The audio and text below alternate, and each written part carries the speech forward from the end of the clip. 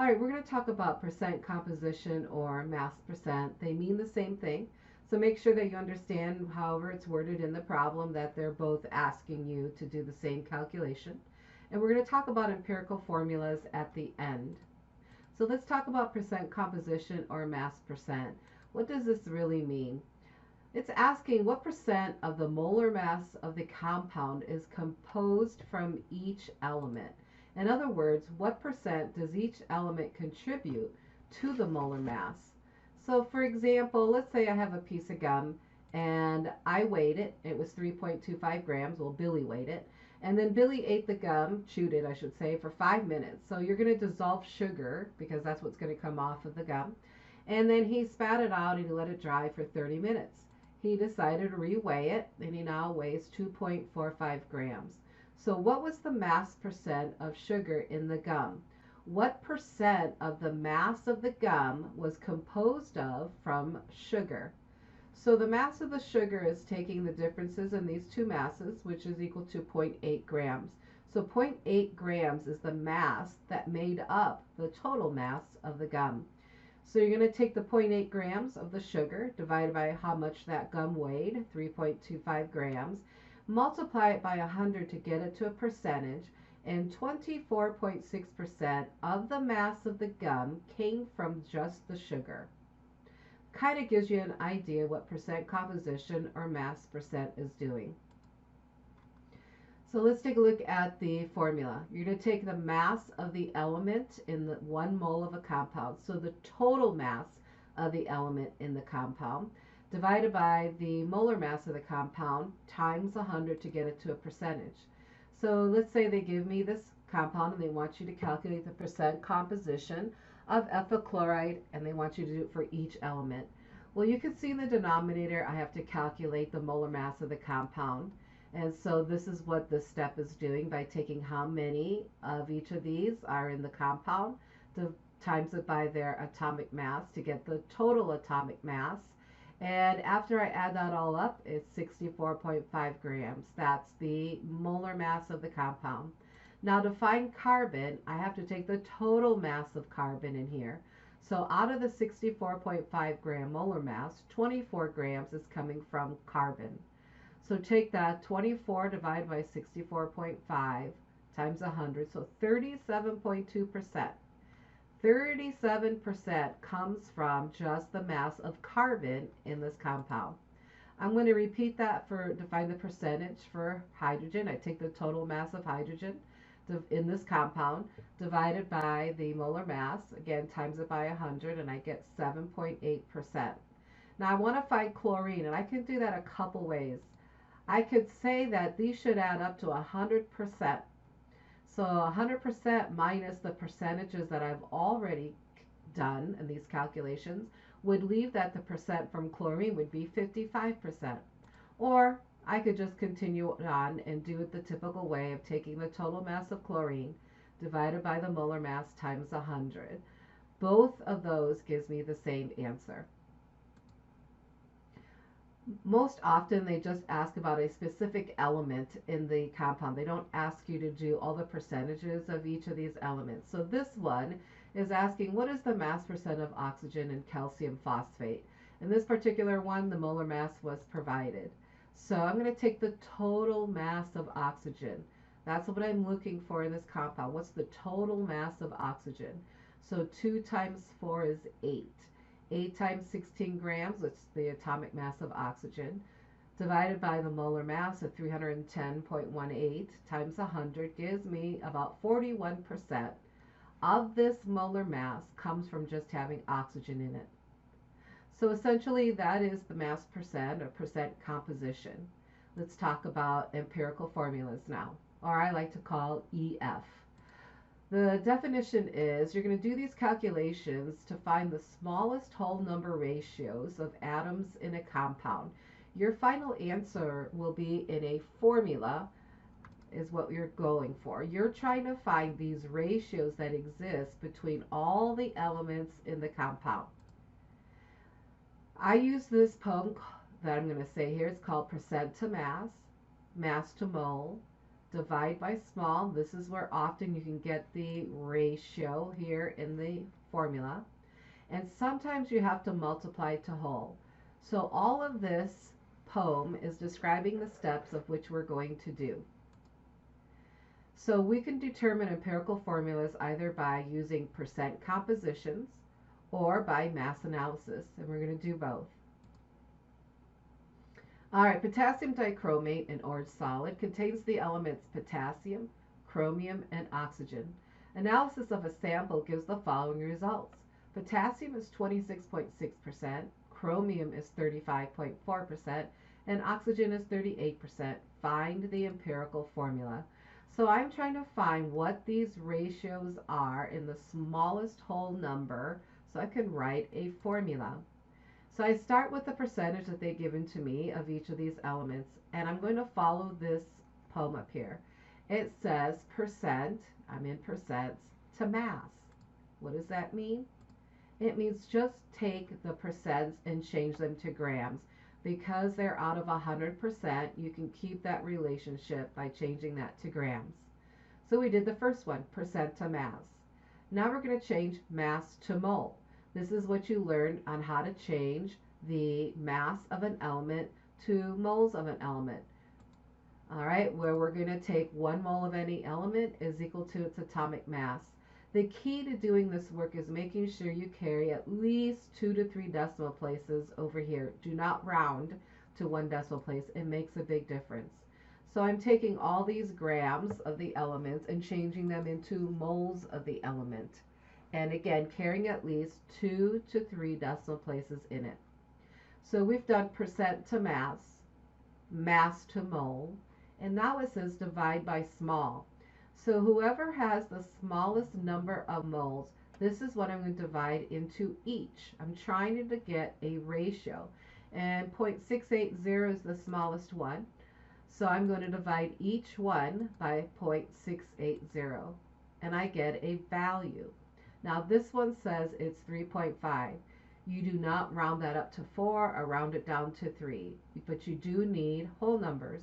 So multiply to whole means when you don't have that, I'm going to times it by something to get it to a whole number. So the number one question is like, well, what if it's like 3.95? Well, 3.95 is really close to 4. There isn't a specific range that says, hey, if it falls in this, this is what you need to do. But I have read somewhere that you can multiply the numbers 2 through 6 and no other numbers, and you should get it to a whole number. But something that's like 1.1, 3.9, those are close to their endpoints, all right, to 4 and to 1. So usually in this, it'll be pretty much like a 0.5, so it'll be evident that you need to multiply it. So I'm going to multiply to get it to a whole number. And really, it's because of the 3.5. What I do to this to get to a whole number, I must do to all of them. So if I multiply this 2 to get it to a whole number, then everything up there has to do the same to keep the relationship the same. So now these are my ratios between each of these elements. Notice the potassium has a 2, chromium has a 2, and oxygen has a 7. I would not mark it wrong on the test if they gave you it in the order of the compound, but if they didn't and you put chromium first, then potassium, then oxygen, I'm not going to mark that wrong as long as you get these ratios correct. Let's look at the mass analysis empirical formula. The law of conservation of mass states the total mass of the reactants equals the total mass of the products in a balanced chemical equation. So what it's saying is the total mass of all of the reactants that you are using will equal the total mass of all the products. The law of conservation of mass. Let's take a look at this next question then. If 7.35 grams of chromium reacted directly with oxygen to form 10.74 grams of a metal oxide, this is a metal oxide, what is the simplest formula of the oxide? Simplest formula is talking about empirical formula. So no, it can either ask for empirical formula or it can say simplest formula. So the first thing I need to do is get the mass of each of these items. And I know the mass of chromium is 7.35 grams, but I don't know the mass of oxygen. but I know the mass of the product, the iron oxide, is 10.74 grams. So according to the law of conservation of mass, the mass of the reactants should equal the mass of the products. So to find the mass of the oxygen, I'm going to take the 10.74 grams of the product minus what I know of the one reactant, and I will get the mass of oxygen as 3.39 grams. So usually a mass analysis, you will have to calculate the mass of one of the reactants. That is the difference. The other difference is you're not starting in a percentage, you're starting in a mass. Now, this one says specifically it reacted directly with oxygen, but I just want to bring up that this could have read if 7.3 grams of chromium burned in is a keyword oxygen, or it could have said 7.35 grams of chromium burned in air. It's still saying it's reacted with oxygen. For us, it had the word oxygen in the actual question, but often they eliminate it, or I should say omit it, and use the words burned in or burned in air. So just realize that's a code word for oxygen. All right, let's take a look at solving the problem. So what we're going to do is we're already going to start in the mass part of this poem. We're not starting at percentages, we're starting in mass. But the rest of it's the same. We're going to change these masses to moles. So 1 mole of any element is equal to its atomic mass. The one thing I just want to pause about is the oxygen. I know in stoichiometry we talked about diatomics, Hofbrinkel, and hydrogen exists as H2, chlorine is Cl2, oxygen is O2, etc. But those are in a balanced equation. This oxygen is not part of an equation, it's part of a compound. So when we're trying to take the grams of oxygen and change it to moles of oxygen, notice we're just writing O, where in stoichiometry we would have written it as an O2 from the chemical reaction. So when you're changing this, it's so important you understand that it's 1 mole of O divided by 16 grams of O. It's not a diatomic in an empirical formula situation. All right, so we took mass to moles, and make sure we take 2 to 3 decimal places. Now we're going to divide by small where a ratio can occur, where we can substitute in there. Divide by the smallest number of moles, and we're getting these values here. And you can see that this one is neither a 1 or a 2, so I am going to have to multiply to whole. I'm going to multiply it by 2 to get this to a whole number. I must do that to also the chromium one. So this is my final answer. As always in empirical formula, it is written as an equation, smallest whole number ratios.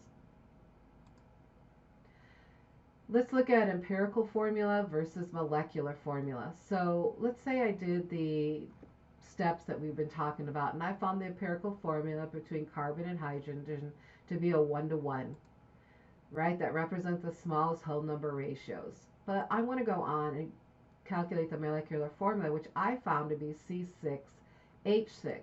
This is the actual formula. So molecular formula is the actual one. Empirical formula is talking about the smallest whole number ratios.